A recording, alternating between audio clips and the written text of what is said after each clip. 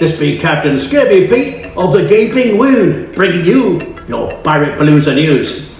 Our top story tonight, Commodore Stephen Decatur is still dead. Well, thank goodness. Well, other news. It has come to our attention that the rumor has begun flying about that Captain Drew may soon be releasing the updated version of the R-plane. Right? Now, we are neither confirming nor denying that this is just pure rumor mongering, perhaps.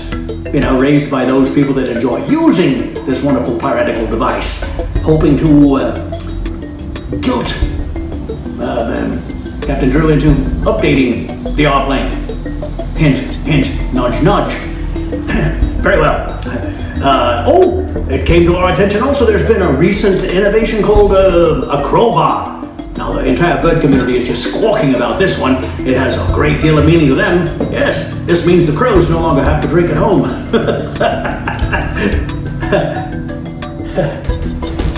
Just me? Might as well be alone in this room.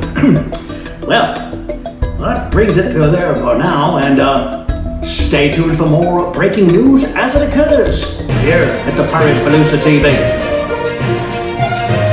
Who writes this scribble anyway? What? Really? Sorry, Mom.